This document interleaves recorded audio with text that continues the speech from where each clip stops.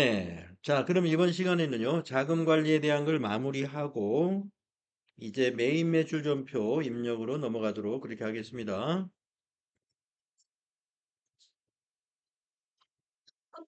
어, 지난 시간에 이제 어음에 관한 여러 가지, 거래, 세 가지 해본 것 같아요. 바드러움 보관, 바드러움의 만기, 그 다음에 지급어음의 발행. 예. 그래서 지급어음의 발행에서는 어음의 등록, 그 다음에 회계 처리, 그 다음에 자금 관리까지 해봤습니다. 자, 185페이지 4번은 어음 관련 대장을 조회해보는 연습입니다. 6월 30일까지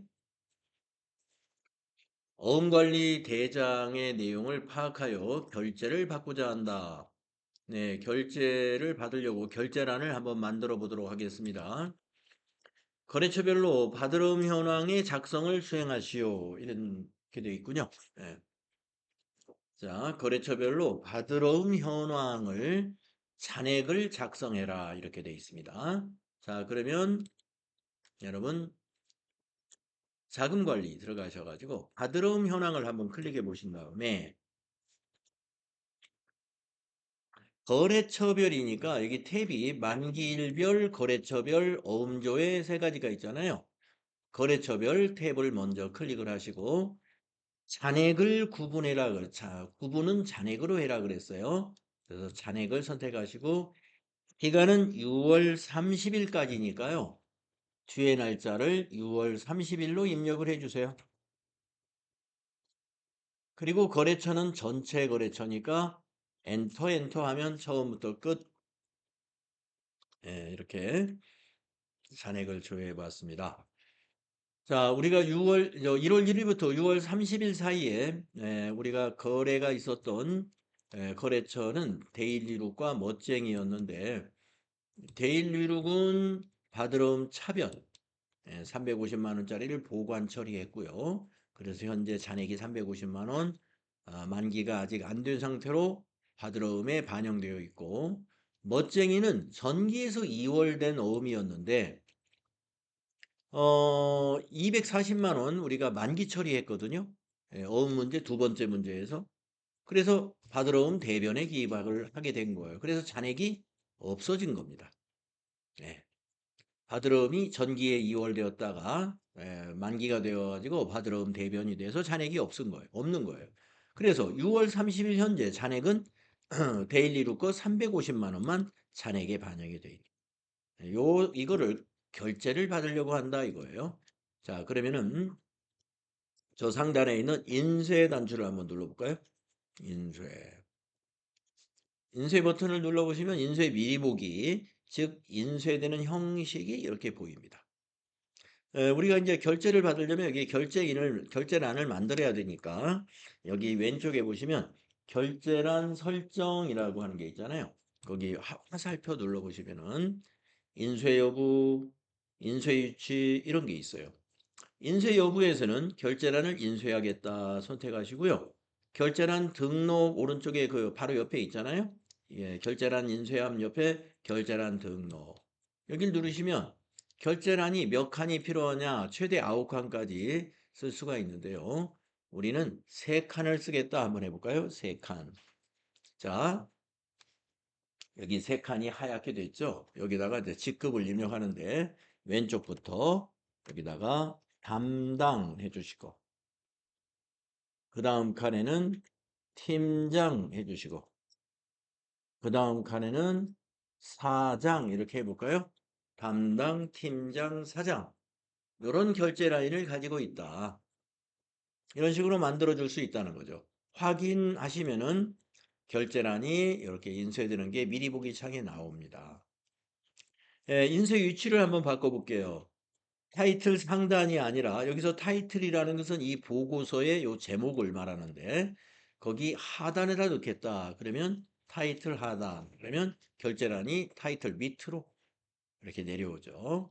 그래서 우리 회사에서 어떤 형식으로 결제를 받는지 그 우리 회사 형태에 맞추어서 이렇게 하시면 됩니다. 네. 이렇게 해서 이제 여러분이 실제로 인쇄하기를 누르면 여러분 컴퓨터로 연결된 프린터에 이것이 인쇄가 되어서 여러분 결제 서류로 사용할 수 있다. 이런 얘기가 되겠습니다. 시험에서 인쇄하라는 시험 문제는 내지는 않아요. 예, 그런데 우리가 실무에서는 이렇게 6월 30일 현재 받으러옴 현황 좀 결제 좀 올려달라. 그러면 이렇게 해서 결제 올리면 되겠습니다. 자, 닫아주시고. 다음 두 번째 것도 해보겠습니다. 수행 2번 해볼까요?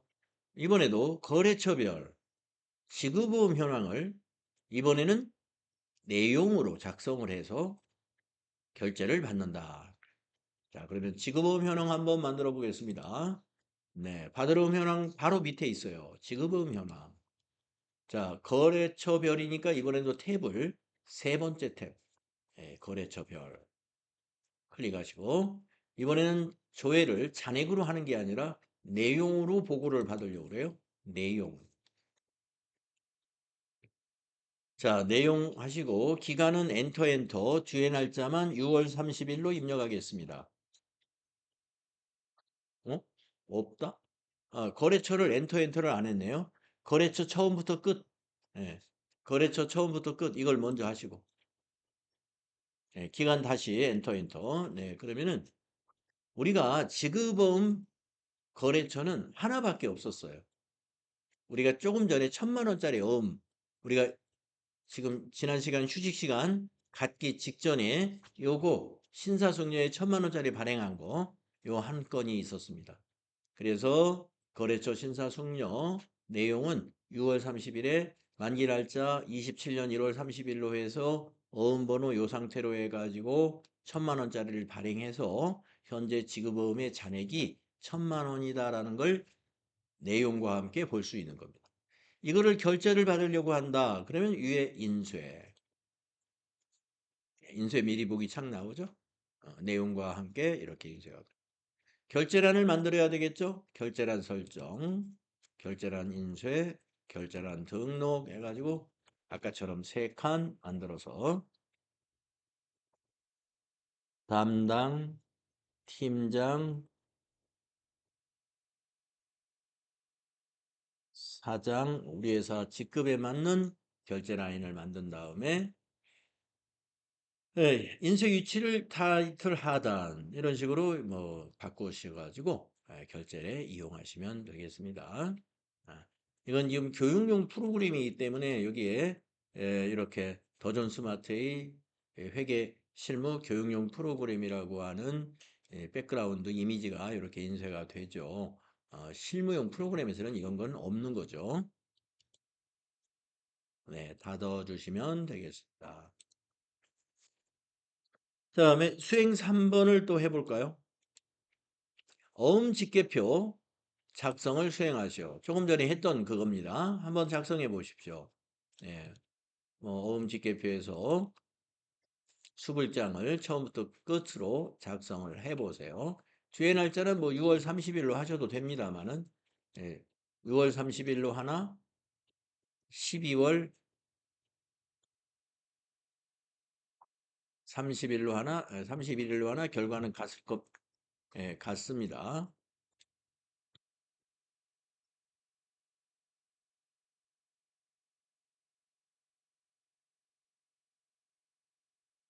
예, 하면은 이렇게 우리가 발행을 했기 때문에 수령일 6월 30일, 발행일 6월 30일, 만기일 1월 30일 이렇게 보이겠습니다. 자, 이번에는 그 큰 번호 5번 해보겠습니다. 일일자금 명세서에서 어음관리라는 주제인데 6월 30일 시점에 일일자금 명세의 내용을 파악하여 결제를 받고자 한다 이랬습니다. 자, 일일자금 명세를 6월 30일자로 한번 만들어 보도록 하겠습니다. 자, 전체 메뉴에 가셔서요. 일일자금 명세 여기 메뉴에 있습니다. 자금 관리에. 자, 클릭하시고 앞에 날짜를 월을 6월 달로 하시고 뒤에 날짜는 30일로 하시고 6월 30일. 자금 항목은 전체. 일일 거래 구분도 전체. 하시면은 이렇게 까맣게 뭐 숫자가 항목이 여러 가지가 있습니다. 맨 위에서부터 설명을 드리자면은 우리가 일일 자금 명세이기 때문에 이 6월 30일의 거래 내용이 맨 위에 딱 보입니다. 즉 거래 내용이 6월 30일 전표가 다 보인다는 거예요. 6월 30일 전표가 이보다 더 많으면 이 내용이 훨씬 더 길게 보이겠죠. 해석을 해보면 이렇습니다. 6월 30일 외상매입금 차변 1,000만 원, 지급어음 대변 1,000만 원 이런 거래가 있었다는 거예요. 우리 전표 입력했잖아요. 자, 그리고 6월 30일 자금의 변동이 여기 다 보입니다. 전일 현금 1,153만 원을 받아가지고 1,153만 50원, 당일의 현금 수입 제로, 현금 지출 제로, 비어있다는 건 제로예요. 그렇기 때문에 당일 현금도 전일 현금하고 이렇게 같습니다. 현금의 증감을 알 수가 있고요. 그 밑에 당좌예금, 당좌예금 전일 잔액, 당일 잔액이 같죠. 당일 증가나 감소가 없었다는 얘기입니다. 보통예금, 네, 전일 잔액, 당일 잔액 같습니다. 보다시피 일일 거래에서 보통예금의 증가나 감소가 없었기 때문에. 그 다음 어음으로 넘어가서 받으러움, 전일 잔액, 당일 잔액 같습니다. 받으러움에 당일 증가나 감소 거래가 없었기 때문에 그렇습니다. 이제 지급어음으로 넘어가서 지급어음 전일에 잔액이 없었어요. 당일에 지급어음을 발행한 거래가 하나 있었거든요. 그래서 증가가 있습니다. 그래서 당일 잔액이 1,000만 원이 되었습니다. 그 다음에 그 밑에 차입금 관련된 거래도 보여주는 건데 우리 회사에 차입금은 없습니다. 그래서 차입금의 내역은 지금 계정 과목이 나타나 있지 않죠. 그래서 일일자금 명세라는 것은 매일매일의 그 거래 내용과 그 다음에 이것으로 인해서 현금, 당좌예금, 보통예금, 그리고 받으러움, 지급음, 그 다음에 단기차입금, 장기차입금 이러한 금융상품과 매출채권과 그 다음에 차입금 거래의 증감을 보여주는 보고서예요. 이걸 격리일보라고도 합니다. 네, 이렇게 볼 줄 알면 되시겠어요. 자, 이렇게 해서 자금 관리에 대한 공부를 일단 마쳤습니다. 네, 나머지는 풀이가 되겠어요. 지난 시간부터 했던 풀이 내용이니까요. 쭉 참고하시죠.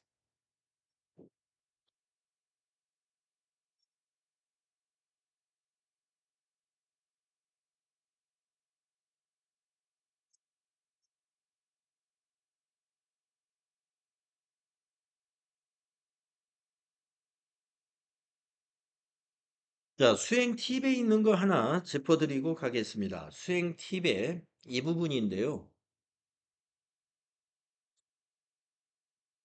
우리가 이제 받으러움이나 지급어음은 회계 처리한 다음에 자금 관리 내역을 입력했지 않습니까? 네, 그럼 한번 읽어볼까요? 자금 관리 내역이 수행된 전표는 하단의 자금 관리 내역을 먼저 삭제해야 전표도 삭제할 수 있다. 네. 우리가 이제 차변에 뭐 대변에 뭐 위에 전표 입력하고 받으러온 줄에 어딘가를 클릭한 다음에 자금 관리를 밑에 해놨잖아요. 근데 만약에 이 전표가 잘못됐어요. 그래서 이 전표를 지우고 싶어요. 전표 삭제가 안 돼요. 자금 관리가 수행된 거는. 그럼 뭐부터 지워야 돼요? 자금 관리한 거를 먼저 지워야 돼요. 예, 그 얘기입니다. 자금 관리 내역을 먼저 삭제해야만이 전표 삭제가 가능하다. 수정도 안 돼요. 수정도 만약에 금액이 1,000만 원이라고 해야 되는데 내가 1억 원이라고 잘못 입력했어요. 그래서 전표를 수정하려고 해요. 자금 관리가 된 건 수정도 안 돼요. 그래서 일단 역순으로 지워 나가야 된다. 그럼 어떻게 지워야 되느냐? 밑에 자금 관리한 거에 그 어음 번호를 클릭해야 돼요.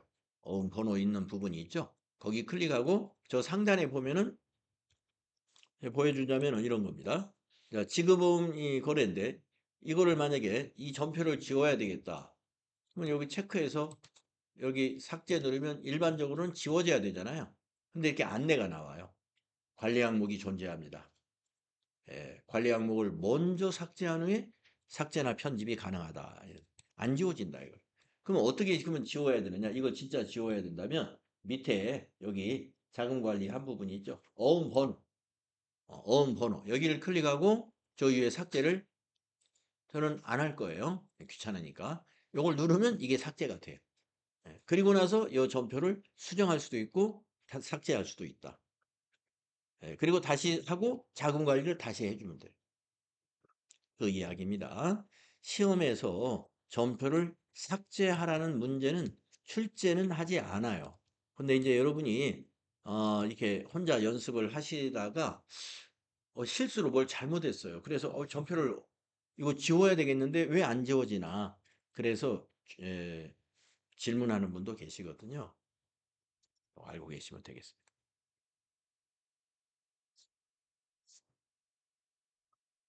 다음에 받으러움 지급보험 계정은 기능보험의 자금 관리를 꼭 해야 합니다.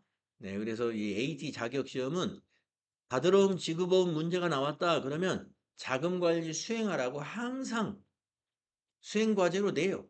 지시를 하기 때문에 여러분이 그 지시대로 하면 됩니다. 받으러움 현황, 지급보험 현황, 어음 직계표 이런 것도 조회할 수 있고 해석할 수 있어야 돼요.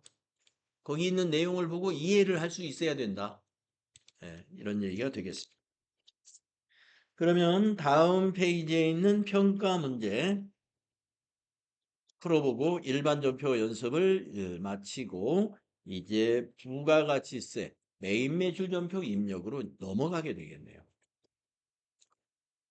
자, 1번 한번 해보겠습니다. 현금 출납장을 조회해서 매월 말 현금 잔액으로 옳지 않은 것은 이렇게 물었어요. 근데 이제 이렇게 질문하는 분도 있습니다. 선생님 실제 시험 볼 때도 현금 출납장 조회하라고 알려주는 건가요? 아니면 매월 현금 잔액으로 옳지 않은 것 요렇게만 질문을 하는 건가요? 이렇게 질문할 때가 있는데요. 지금 우리가 연습으로 풀어보는 이 형식하고 똑같아요. 무슨 장부에서 조회하라 알려줍니다. 그러니까 걱정을 안 하셔도 됩니다. 이렇게 있고 제가 이거 올라가서 그러니까 수행 과제를 다 수행한 뒤에 이 평가 문제에서 요 지시대로 이 내 장부를 조회해 가지고 답을 찾는 거죠. 그렇죠. 자, 그러면 현금 출납장으로 한번 가볼래요? 전체 메뉴에 가셔서 현금 출납장 하면 여기에 있습니다. 자, 클릭하시고 1월부터 4월까지 다 봐야 되니까 기간은 엔터 치셔가지고 뒤에 날짜를 4월 엔터 이렇게 하셔야 되겠네요. 그러면 위에서부터 이제 1월 마지막 날짜의 잔액 이게 1월 말 잔액 1494200 맞고 2월 마지막 날짜의 잔액 이거 틀렸군요. 그래서 답이 2번이다 하는 걸 우리가 찾아내는 겁니다. 여러분이 마우스로 2번을 클릭하시면 답안지에 답안이 기록돼요. 다음 2번 월계표 조회 한번 문제를 해볼까요? 그러면 여러분 월계표로 가야죠. 전체 메뉴 가셔가지고 월계표, 일계표 요 위에서 세 번째 있습니다. 딱 클릭하시고 월계표 탭이 두 번째 있죠. 여기 월계표 탭을 다시 클릭하시고 1월부터 6월 동안 그랬습니다. 그러면 1 엔터, 6 엔터 하면 1월부터 6월이죠. 판매 관리비 중 현금 지출 금액이 가장 큰 개념 과목은 이랬습니다. 자, 판매 관리비는 조금 아래로 내려가야 보입니다. 개념 과목이 여기서부터 여기잖아요. 현금이 어디예요? 여기서부터 여기가 현금이잖아요. 가장 큰 거 이거죠. 그래서 3번이 답이 되잖아요.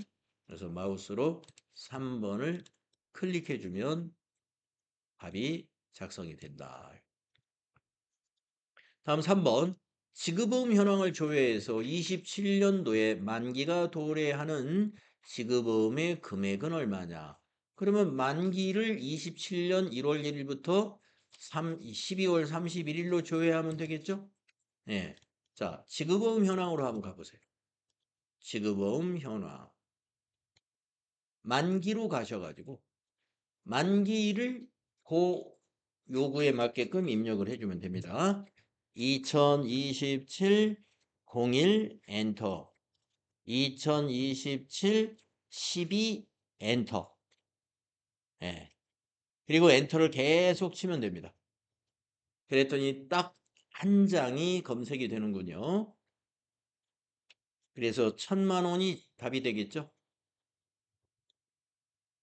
마우스로 4번을 클릭해주면 답안이 작성이 된다. 그 다음에 4번을 해보면요. 일일자금 명세를 조회하는데 6월 30일로 해서 내용으로 옳지 않은 것은, 자, 일일자금 명세 한번 조회해보겠습니다. 일일자금 명세 날짜를 6월 30일로 아까 작성했던 날짜네요. 엔터를 쭉 쳐놓고 1번 외상매입금 1000만 원이 증가하였다. 자, 외상매입금 거래가 있긴 합니다. 외상매입금은 부채이기 때문에 부채는 대변에서 증가하는 것인데 차변에 기록됐거든요. 1번이 틀렸습니다. 예. 1번 옳지 않은 거죠. 외상매입금이 감소한 것이지 증가하지 않았어요. 1번이 답이 되는 겁니다. 그래서 여러분이 외상매입금이 부채라는 거, 부채는 대변에서 증가하는 것이고 차변에서는 감소한다. 이 사실을 알아야 1번 보기가 잘못된 복이다 하는 걸 우리가 알 수 있는 거죠. 그 다음에 5번을 보시겠습니다. 예적금 현황을 조회해서 6월 말 신한은행 보통예금 잔액은 얼마냐 이렇게 단답형으로 문제를 낼 때는 복사해서 붙여놓으면 돼요. 그러니까 예적금 현황으로 한번 가볼까요? 예적금 현황. 그래서 6월 말이기 때문에 6 엔터 하면 6월 말입니다. 신한은행 보통예금 잔액 이 숫자를 클릭한 다음에 키보드에서 컨트롤 C 하셔가지고 여러분이 이제 시험 볼 때는 요 문제가 보이는 요 부분이 요렇게 이제 정리가 돼 있단 말이에요. 이쪽에 오른쪽에는 이제 프로그램이 있고 왼쪽에 이렇게 답안 작성하는 것이 있을 거예요. 마우스로 그때는 여기를 클릭하면은 커서가 안에 들어가요. 지금 제 거는 PDF 파일이니까 안 들어가잖아요. 그날 시험 볼 때는 여기를 클릭하면 여러분 커서가 여기서 깜빡깜빡 거린단 말이에요. 컨트롤 V 하면은 여기에 답이 써지는 거예요. 그렇게 답안을 작성하시면 됩니다.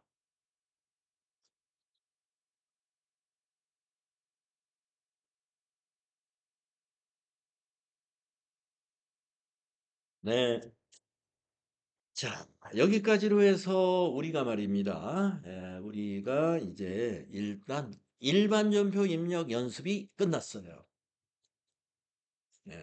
3일 패션의 회사에서 일반전표 연습을 일단 마무리하고 여러분 많이 숙달이 됐을 거예요. 이제 일반전표 입력에 자신감을 가지시고 이제 제4장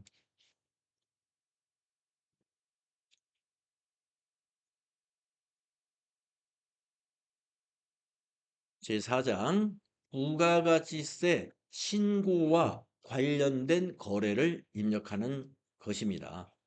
우리가 부가가치세 신고를 하는 거는 192페이지로 한번 볼까요? 우리가 이제 세금 계산서에 관한 발급, 국세청 전송 이런 거 연습을 해야 되고요.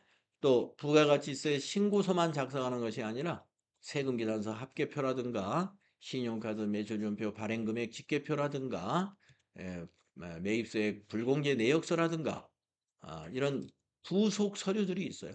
이런 부속 서류 작성하는 것도 알아야 되고요. 그 다음에 물론 신고하는 절차도 알아야 되겠습니다. 이런 것 등을 실습을 하는데 여기서 제일 중요한 것은 전표 입력입니다. 여기서도. 예, 여러분이 이런 것은 메인 매출 전표를 정확히 입력하면 다 자동으로 다 돼요. 예, 메인 매출 전표를 정확히 입력하면은. 자, 193페이지에 부가가치세 이론이 약간 나와 있어요. 예, 이미 알고 있는 이론입니다. 부가가치세란 무엇이며 부가가치세의 납부세액은 어떻게 납부세액이 산출되느냐? 매출세액에서 매입세액을 뺀다. 그래서 우리가 전단계 세액공제법이라고 한다 하는 거 앞에서 다 이론에서 정리된 내용입니다.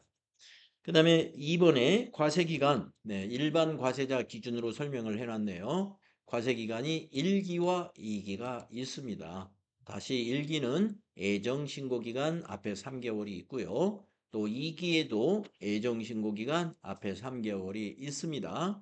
확정신고는 애정신고 때 한 거는 제외하고 신고하는 거니까 확정신고는 1기 같으면은 여기는 1월 1일부터 6월 30일이라고 되어 있습니다만은 여러분이 이제 실무 수행할 때는 4월 1일부터 6월 30일로 조회할 거예요. 왜 그러느냐? 일기 애정은 때 다 신고됐다고 가정하는 거예요. 네. 누락된 거 없다. 그래서 2기 확정은 4월부터 6월로 조회하는 겁니다. 이 과세 대상 기간이 바로 전표를 입력한 날짜의 기준으로 조회가 되는 것이기 때문에 그렇습니다. 그래서 2기도 마찬가지예요. 2기 예정이다 그러면 부가세 신고서를 작성할 때 7월부터 9월로 작성할 거고 2기 확정 거다 그러면 10월부터 12월로 작성할 거예요. 여기처럼 7월부터 12월 31일로 작성하지 않습니다. 그 다음에 전자세금기산서 발급, 의무 발급 대상자도 여러분 우리 다 공부했잖아요. 예, 그래서 세금기산서 발급에 관한 거 한번 잠깐 읽어볼까요? 추가로 알아야 될 것도 여기 조금 있는 것 같아서 읽어보겠습니다. 이거는.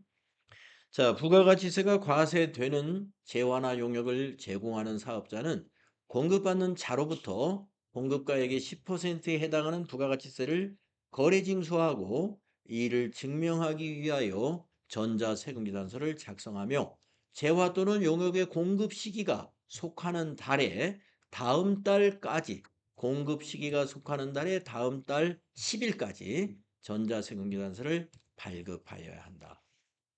요 다음 달 10일이라는 것은요. 우리가 전자세금계산서의 정상 발급의 마지막 날짜예요. 예, 그런데 원칙은 우리가 전자세금계산서 발급의 기본 원칙은 공급일에 발급하는 게 원칙이고 공급일에 발급하지 않고 월합계 세금계산서를 다음 달 10일까지 발급하는 그런 방식도 있어요. 예, 전자세금계산서 발급 특례의 규정에 그게 있죠. 그 다음에 사전에 발급할 수도 있어요. 공급 시기 전이라도 발급할 수 있어요. 대신에 공급 시기 전에 세금계산서를 발급했을 때에는 7일 이내에 발급일로 7일 이내에 대금이 입금되어야 정상 발급입니다. 네, 우리가 긴 세금계산서만 발급하는 일은 없어야 되겠죠. 그래서 세금계산서를 공급하기 전에 발급했어요. 돈은 7일 내에 들어와야 돼요. 만약에 안 들어왔다. 그러면 그 세금계산서는 그냥 폐기되는 거예요. 예, 다시 회수, 수정해서 다시 정상 발급을 다시 해야 된다. 그래서 세금계산서 발급에 대한 거 한번 정리를 해보겠습니다. 원칙은 공급 시기에 발급한다. 그런데 특례 규정이 있어서 다음 달 10일까지 발급할 수도 있다. 그것을 우리는 월합계 세금계산서 발급이라고 한다. 또 특례 규정이 있어서 공급 시기 전이라도 발급할 수 있다. 그런데 그 세금계산서가 정당한 세금계산서 발급이 되려면 세금계산서 발급일로부터 7일 내에 대금이 입금되어야 된다. 예. 입금이 안 되면요. 그 세금계산서 취소시켜야 돼요. 취소시키고 다시 발급을 해야 된다. 예, 그렇게 정리할 수가 있겠습니다. 자, 그러면 그 다음 페이지 이제 진짜 중요한 우리가 메인 매출전표 입력에 대한 유형 이야기를 한번 해보겠습니다. 유형. 자, 메인 매출전표 입력 이 부분을 한번 볼까요? 네, 부가가치세 신고와 관련된 거래는 네, 제가 이제 여러분에게 일반 전표 입력할 때 그런 얘기를 여러분에게 했잖아요. 일반 전표 입력은 어떤 대상을 일반 전표에다 입력하느냐? 부가가치세 신고서에 반영되지 않는 거래를 일반 전표에 입력한다 그랬습니다. 그래서 우리가 지금까지 전표관리라는 단원과 자금관리라는 단원에서 입력했던 그 모든 사례가 부가가치세 신고하고 관계가 없는 거래였어요. 그래서 거기다 입력을 했던 거예요. 지금부터 나오는 사례는 부가가치세 신고서에 꼭 반영을 해야 되는 거래입니다. 그래서 메인 매출 전표에다 입력을 하는 거예요. 자, 그래서 부가가치세 신고와 관련되는 거래는 메인 매출 전표에 반드시 입력을 해야 되고요. 입력 내용은 부가가치세 신고서에 들어갑니다. 신고서. 부가가치세 신고서 어디에 들어가는지를 우리가 알아야 돼요. 예. 그래야 부가가치세 신고서를 보고 우리가 해석할 수가 있어야 됩니다. 그래서 전표 입력하고 나서 부가가치세 신고서 어디에 이게 반영됐지? 이걸 계속 확인해가면서 우리가 공부할 거예요. 그 다음에 부속 서류가 만들어진다고 그랬죠? 이런 여러 가지 부속 서류들, 이런 서류들이 만들어지는데 다 자동으로 만들어져요. 자, 그런데 이제 메인 매출전표 입력할 때요. 제일 중요한 게 뭐냐? 제일 중요한 게 바로 유형입니다. 유형. 메인 매출전표 입력에서 유형을 잘못한다. 그러면 부가세 신고 잘못하는 거예요. 유형을 잘못한다 그러면 신고서가 잘못 작성되는 거예요. 매우 중요해요. 그리고 회계 처리도 회계 처리될 확률이 아주 높아요. 유형이 아주 중요하다. 그래서 유형은 매출 유형과 메인 유형으로 크게 나누어지는데 유형이 그 옆에 페이지에 표로 있습니다만은 굉장히 많아요. 매출 유형에도 10가지가 넘고요. 메인 유형도 10가지가 넘습니다. 그러면 그 많은 유형을 우리가 이게 실습하느냐? FAT 1급에서는 요 매출에서 요 세 가지 11, 13, 17 매입에서 네 가지 51, 53, 54, 57 다 합치면 7가지입니다. 7가지 유형만 연습할 거예요. FAT 1급에서. 이렇게 출제 범위를 딱 7가지로 묶어놨기 때문에 이 7가지 유형을 충실히 이 FAT 1급 과정을 준비하면서 잘 해놓으시면 됩니다. 그러면 나머지 유형은 이제 여러분이 이보다 이제 높은 급수 TAT 2급이라든가 TAT 1급에서 출제가 되는데 그러면 그건 또 얼마나 어려울까 이렇게 생각을 하겠지만 이 7가지가 기본이면서 중요한 내용이거든요. 그러면 나머지는요. 그 주변 거는 이 7가지를 여러분 제대로 잘 이해를 했다면 나머지는 자연적으로 알게 돼요. 틀림없어요. 그래서 나머지 어렵다고 생각하실 필요는 없습니다. 물론 한두 가지는 여러분이 생각해 볼 수 없는 엉뚱한 것이 있을 수 있어요. 그거는 이제 조금 공부를 해야 되겠지만 그 한두 가지 제외하고는 다 이거를 알면 자연스럽게 알 수 있는 그냥 명칭만 보면 아 그거겠구나 알 수가 있어요. 그래서 여러분이 이제 메인 매출연표 입력 유형 7가지를 앞으로 연습한다. 이렇게 보시면 되겠습니다. 자, 나머지의 입력 항목 전자세금란 요거는 이렇게만 일단 설명을 하고 가겠습니다. 전자세금란을 입력을 안 할 때가 있어요. 입력을 안 할 때. 그러면 전자세금이라는 것은 뭐냐? 전자세금 계산서다라는 뜻이에요. 이 전자세금이 전자세금 계산서다. 이거는 증빙이. 자, 그런데 전자세금 계산서인데 입력을 안 할 때가 있어요. 그거는 전자세금 계산서가 아닌 경우는 당연히 입력을 안 해야 돼요. 전자세금 계산서가 아닌 경우는 당연히 입력을 안 하고 또 하나는 뭐냐면 이 시스템 우리는 지금 더 좋은 시스템으로 이용할 거거든요. 발행을 할 거거든요. 뭐 더존이 아니고 여러분이 다른 시스템을 만약에 세무회계 프로그램 다른 걸 쓴다. 그러면 마찬가지예요. 그 시스템, 내가 사용하는 전산 세무회계 시스템에서 발행을 한다 할 때 전자세금란을 비워두면 돼요.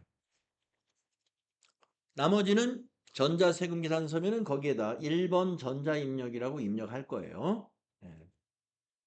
요거는 이제 지금 뭐 무슨 말인가 할 수도 있겠지만 이건 하다 보면 금방 알게 됩니다.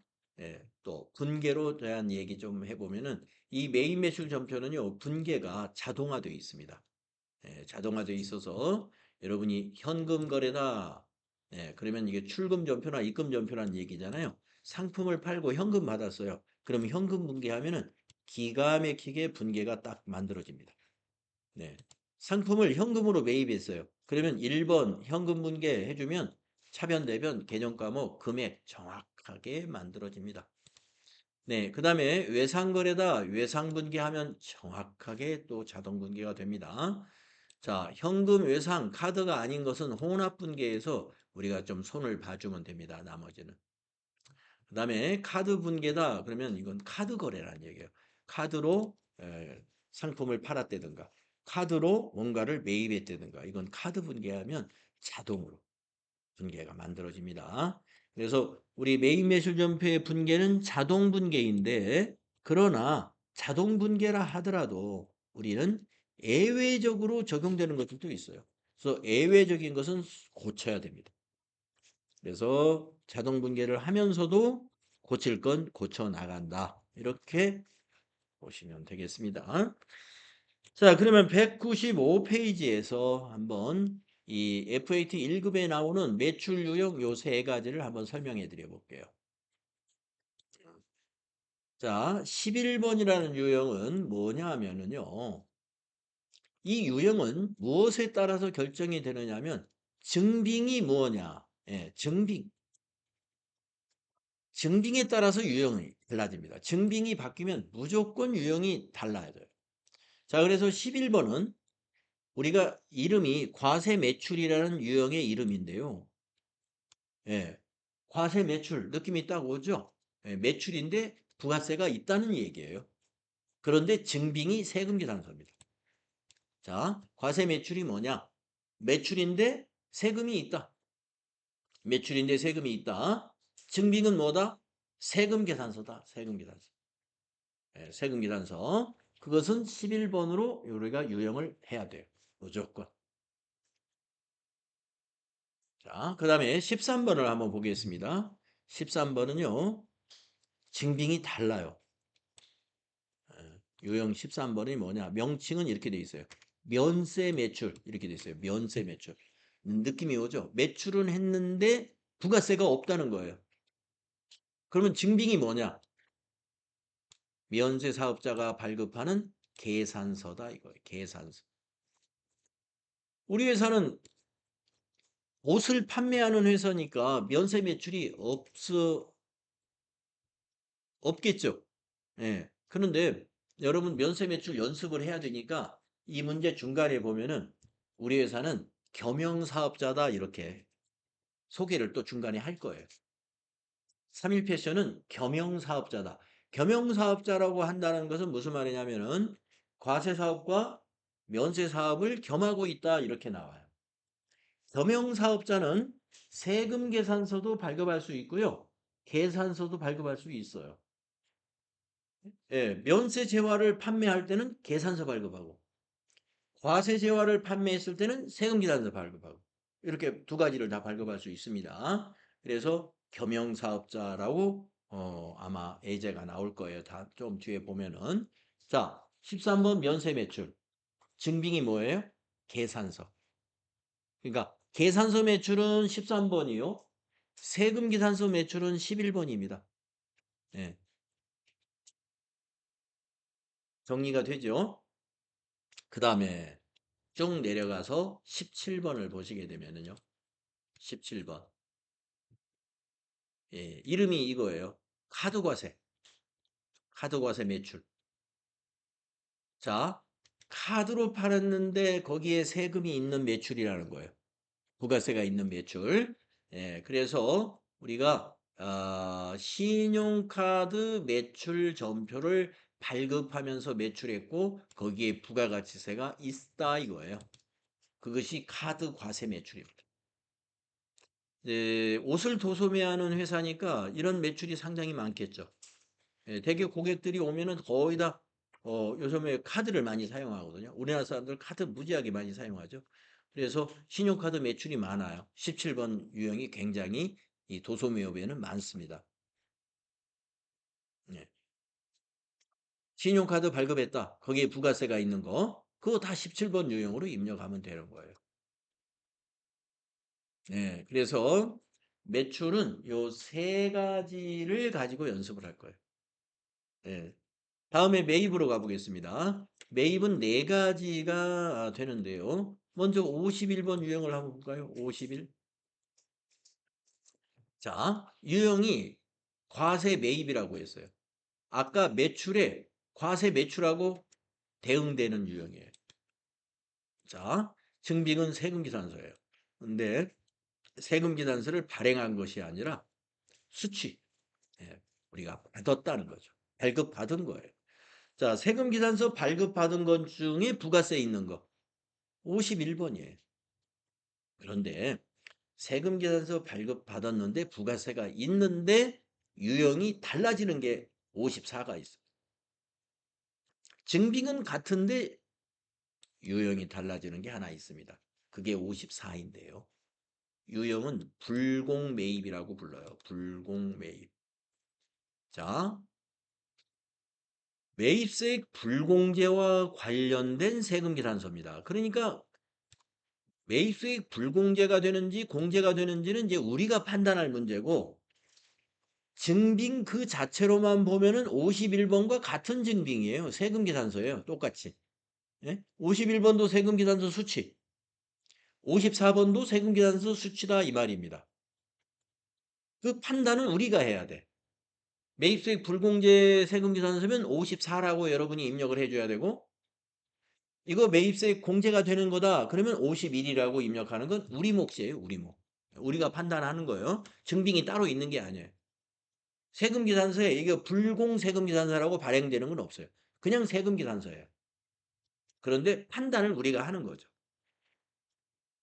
그러면 여러분이 이런 생각을 할 수 있어요. 선생님, 우리가 앞 시간에 일반 존표에다가 부가세 있는 거, 거래처 직원하고 식사했다 해가지고 일반 존표에다 입력했고, 그렇게 했는데, 이거 메인 매출 존표에 왜 이걸 입력하느냐. 자, 우리가 일반 존표에 여러분 입력한 것 중에 세금 계산서를 증빙으로 받은 거를 입력한 건 없죠. 예. 세금 계산서를 받은 것 중에 공제받지 못하는 게 불공입니다. 그거는 세금 계산서이기 때문에 메인 매출 존표에 입력해야 돼요. 바로 그거예요. 그러니까 식당에서 거래처 직원하고 식사를 하고 법인카드로 결제해가지고 카드 매출 전표를 발급받았다. 그건 일반 전표에 입력하는 거예요. 공개받지 못하니까. 그런데 식당에서 세금 계산서를 해줬어요. 밥값을. 네, 세금 계산서를 만약에 해줬다. 그러면 일반 전표에 입력하면 안 돼요. 메인 매출 전표에 입력을 해야 됩니다. 세금 계산서를 받았기 때문에. 네, 그래서 자 정리하면 매입 세금 계산서를 받았어요. 거기 부가가치세가 있습니다. 두 개가 다. 공제 받을 수 있으면 51, 공제 못 받는 것은 54다. 이렇게 얘기할 수 있어요.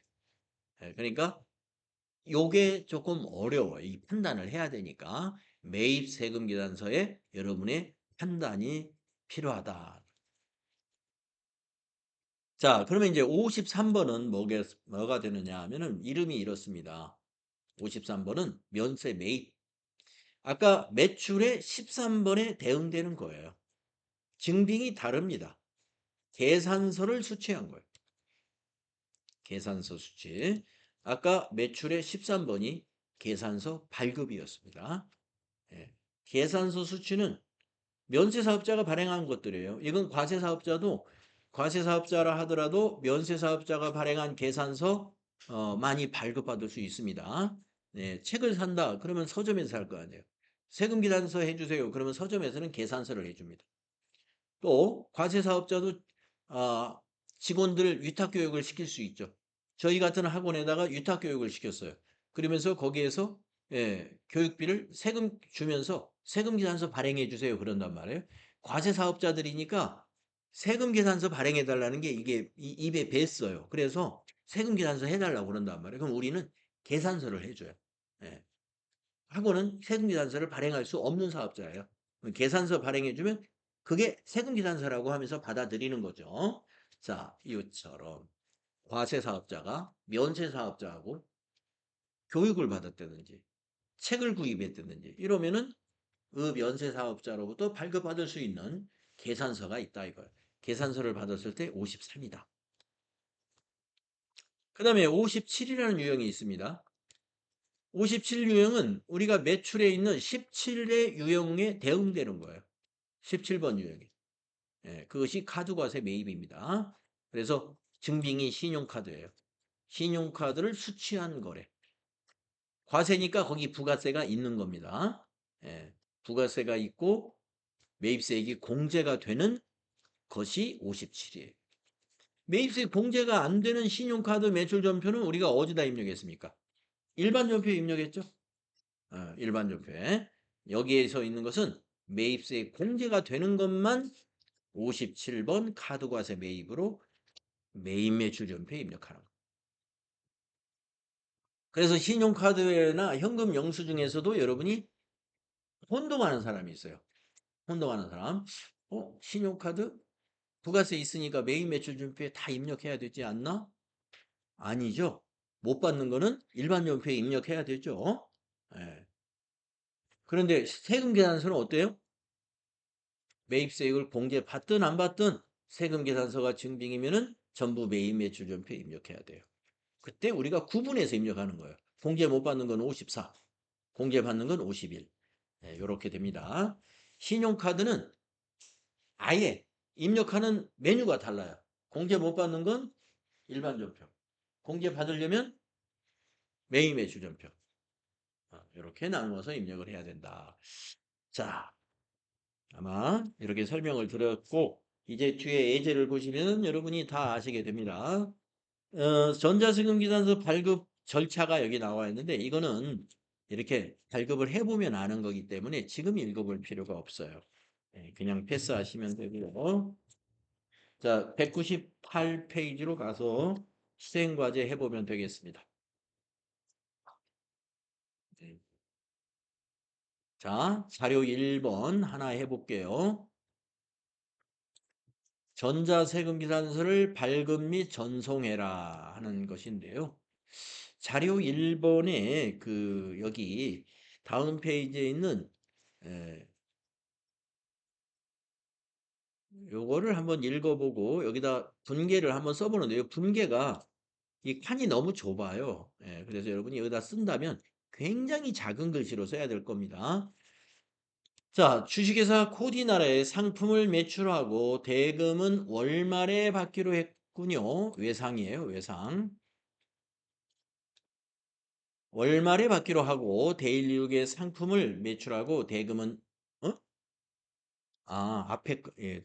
우리는 이것만 하겠습니다. 오늘 이거. 먼저 이것만 할게요. 이게 지금 자료가 두 개예요. 자, 코디나라 것만 하겠습니다. 자, 코디나라의 상품을 매출하고 대금은 월말에 받기로 했다. 요것만 한번 해보겠습니다. 그래서 자료 1에 분계를 여기다 한번 써보는데요. 처음 하는 분계니까요. 잘 보세요. 제가 메모장에다 한번 써드리겠습니다. 손글씨로 쓰면 좀 이쁘게 안 써지니까.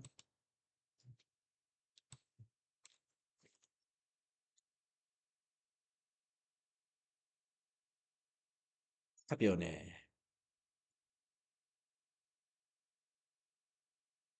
외상으로 팔면요. 차변의 외상 매출금이에요. 여러분 외상 매출금 배울 때 상품을 외상 판매한다. 차변의 외상 매출금. 나중에 외상 대금을 받았다. 대변의 외상 매출금. 기억나시죠? 차변의 외상 매출금. 거래처는 코디나라. 자, 거기 자료 1번에 거래 명세서라고 있습니다. 이건 세금 계산서가 아니고 거래 사실을 증명하는 그런 서류거든요.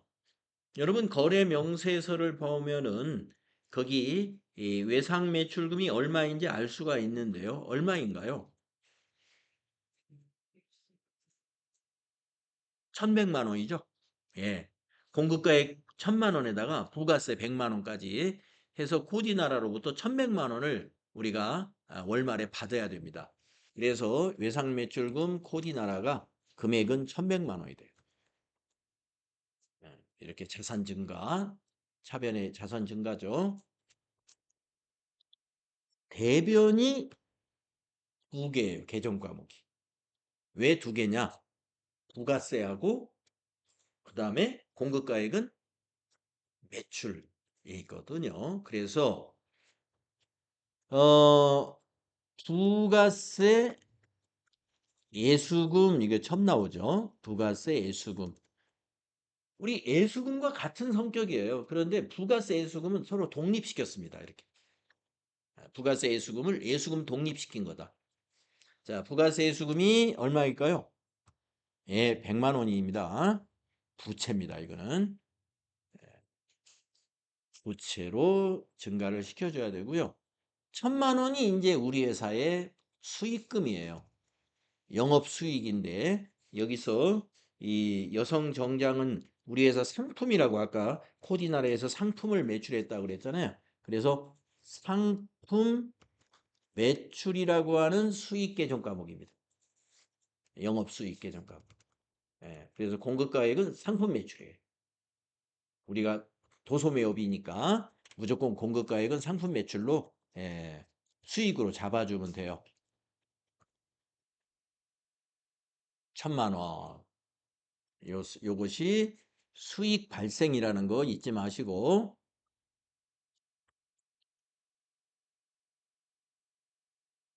어떤 분은 대변의 상품 매출이 자산 감소입니다. 이렇게 하시는 분이 있어요. 대변의 상품 하면 그건 자산 감소죠. 상품은 자산이니까. 근데 상품 매출은 수익이에요. 수익 발생입니다. 대변의 부가세 예수금은 아까 여러분 뭐라고 하셨죠? 예, 부채예요. 부채 증가. 차변의 외상 매출금은 자산 증가입니다. 네, 요런 분께 처음 해보시잖아요. 예, 이게 할 줄 알아야 돼요. 제가 분계를 강조하는 이유는 이 메인 매출 전표가 분계가 자동이다 보니까 이러한 회계 처리를 많이 해봤는데도 불구하고 이론 문제로 말이에요. 코디나라의 상품 1,000만 원, 부가세 100만 원을 외상으로 판매한 회계 처리로 올바른 걸 찾아라. 아니 못 찾아요. 그런 전표를 한 달 내내 연습을 했는데 못 찾는 이유는 뭐냐?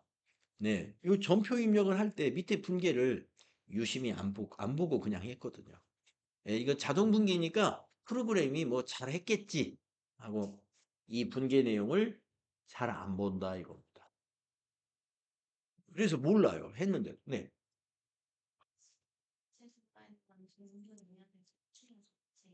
그렇죠. 예, 코디 나라로부터 앞으로 받아가지고 세금을 내야 됩니다. 안 받았더라도 세금을 내야 됩니다. 예, 외상 대금이 만약에 다음 월말이 아니라 만약에 다음 달 월말에 받기로 했다라고 했는데 세금을 내야 되는 기간은 만약에 이번 달이다. 아, 부가세 아직 안 받았는데 그래도 내야 돼요. 예, 받기로 했으니까. 예, 그래서 지금 질문하신 대로 왜 이게 부채냐? 우리는 매출세액은 납부할 세액에 더해지기 때문에 납부할 세액을 증가시키니까 그게 부채가 된다. 우리 납부할 세액을 어떻게 계산해요? 매출세액 마이너스 매입세액. 매출세액에서 매입세액을 빼가지고 납부한다. 그러니까 매출세액은 부채가 된다는 거예요. 부가세 예수금으로 부채를 증가시킨다. 네. 매출세액이 부가세 예수금이라는 거 잘 아시고 공급가액은 상품 매출로 수익으로 인식하면 됩니다. 자, 그러면은 이제 이 전표를 입력을 하겠습니다. 자, 날짜는 여기 7월 1일, 거래 날짜가 7월 1일이죠. 자, 입력할까요? 자,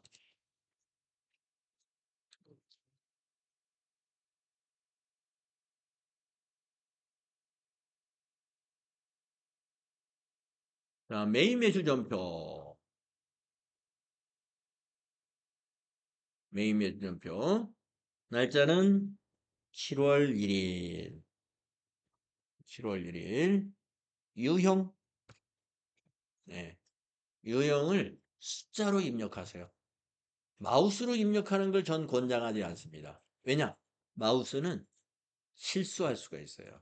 숫자가 정확한 거예요. 그래서 11번. 유형은 11번입니다.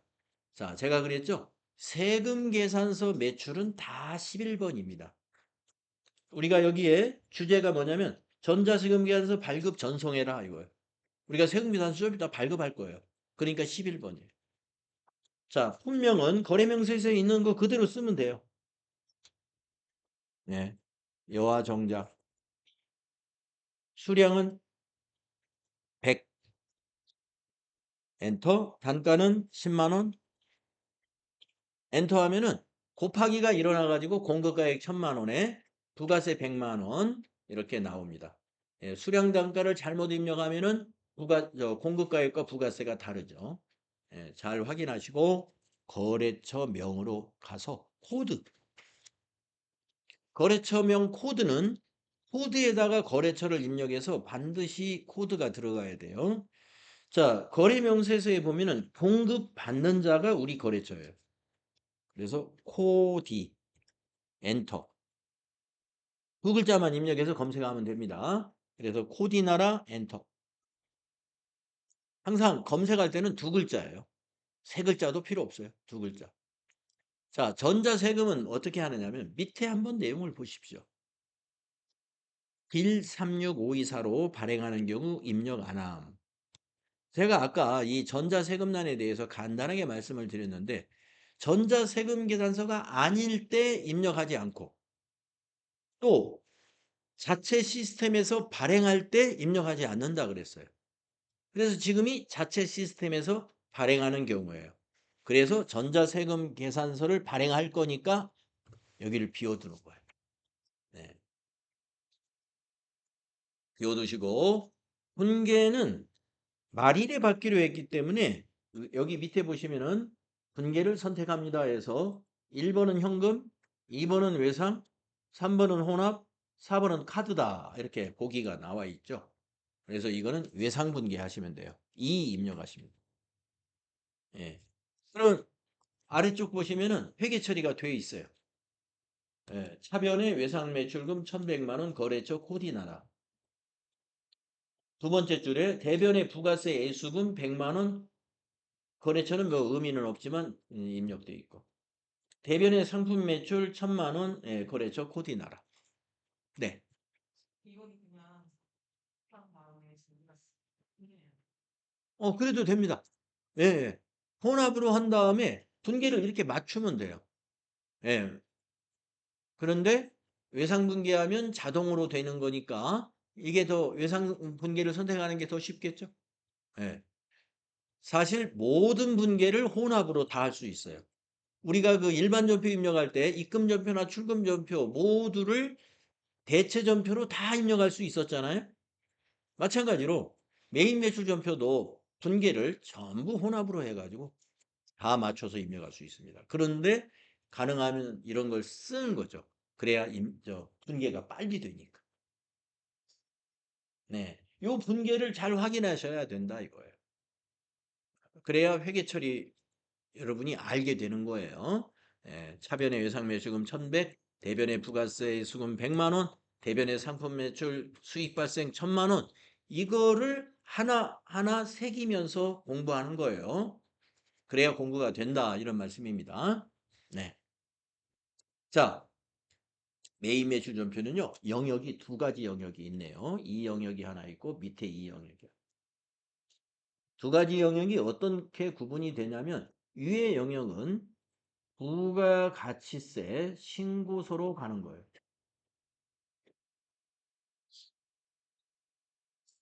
부가가치세 신고서로 전달이 돼요. 부속서류라든가 부가가치세 신고서를 비롯한 신고와 관련된 부속서류들로 정리가 전달이 됩니다. 자료가. 밑에 거는 우리가 일반 전표에 입력했던 바로 그 회계처리예요. 이렇게 영역이 나눠져 있어요.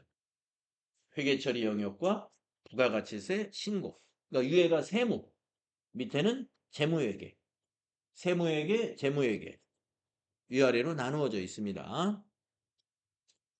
자, 그러면은 이제 세금계산서 발급 전송까지 하고 나면은 여기가 어떻게 되느냐면은 전자 발행으로 채워집니다.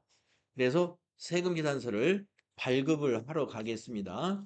자, 회계 전체 메뉴로 나가셔가지고 여기 보시면은요, 이쪽에 있어요. 전자세금계산서 발행 및 내역관리. 일로 갈 거예요. 네, 한번 들어가 볼까요? 가가지고요.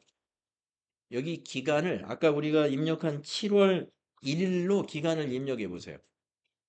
7월 1일부터 7월 1일로 엔터 이렇게 입력해 보세요.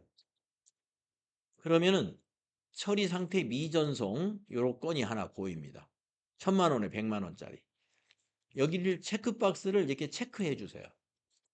예, 체크박스 체크하시고요. 저 위에 전자발행이라는 걸 눌러줘요. 이 전자발행. 예, 전자발행을 눌러주면은 가상의 로그인 아이디 비밀번호가 입력이 되어 있습니다. 이거 그냥 그대로 쓰시는 거예요. 그리고 확인을 누르면 실무 버전에서 쓰고 있는 빌 36524 홈페이지가 나타납니다. 아니구나. 세금계산서가 먼저 나타나네요. 네, 이건 이제 빌 36524로 진입을 해서 나타난 거예요. 사실은. 자, 그러면 요걸 그대로 발행하시면 돼요. 밑에 발행 단추 누릅니다. 그러면 안내가 나와요. 발행이 되었다는 안내가. 그럼 확인 눌러주시면은 여기 처리 상태가 뭘로 바뀌냐면은 확인 요청.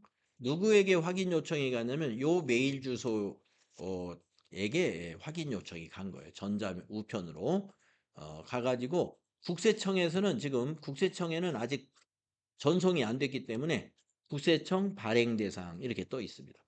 그러면 국세청에 발행하기 위해서는 시험 볼 때는 수동으로 해줘야 되는데 그게 여기 있는 아카데미 전자세금계산서라는 단추예요. 여기에 가서 전송을 해줍니다. 자, 아카데미 전자세금계산서 단추 클릭해주세요.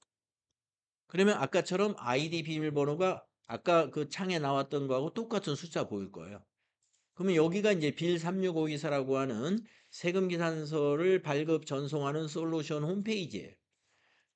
우리가 이제 국세청의 홈택스에서 전자세금계산서를 발급할 때에도 거기에 우리가 공인인증을 통해서 로그인 하잖아요. 여기 빌 36524도 마찬가지입니다. 로그인 과정을 거쳐요. 자, 로그인. 그래서 국세청 전송 메뉴에 자동으로 진입을 시켜줍니다. 그러면 여기로 국세청 신고 상태에서 말이죠. 미전송을 이렇게 클릭해줘요. 체크, 미전송. 그리고 그 밑에서 매출을 조회해요. 그러니까 매출 자료 중에서 국세청에 미전송한 세금계산서를 검색하는 거죠. 이게 미전송 매출 조회 이게. 그러면 이게 조금 전에 보았던 그림과 똑같은 세금계산서 그림이 오른쪽에 보입니다. 그러면 발행이 있는데 발행 단추가 여기에도 있죠. 여기에도 있죠. 또 이쪽에도 있어요. 세 군데 있어요. 여기에 있는 걸 눌러도 되고 여기 있는 걸 눌러도 되고 여기 아무거나 누르면 됩니다. 발행 해주면 발행 완료되었다는 안내 나와요. 그러면 확인 눌러주면 돼요. 그리고 요 팝업 창처럼 떠 있는 거 있죠? 요거 이제 닫아요. 닫으시고 여기 전자세금계산서 발행 및 내역관리 창이 지금 대기하고 있지 않습니까? 여기서 조회를 한번 눌러보세요. 위에 있는 조회. 그러면 여기 아까 국세청 자리가 전송 성공으로 보이잖아요. 예. 그리고 요 창도 한번 닫아보세요. 지금 방금 요 전자세금계산서 발행 및 내역관리. 여기도 닫으면 메인 매출 전표로 왔잖아요. 거기서도 조회 눌러보세요. 여러분 메인 매출 전표에 와서도 조회를 눌러보세요. 그러면 아까 분계 여기 외상으로 했지 않습니까? 여기 클릭해 보시면 전자세금란이 이렇게 메꿔지죠. 아까 여기 비워 놨었는데 그 자리가 전자발행 이렇게 메꿔져 있어요. 이 작업을 할 줄 알아야 돼요.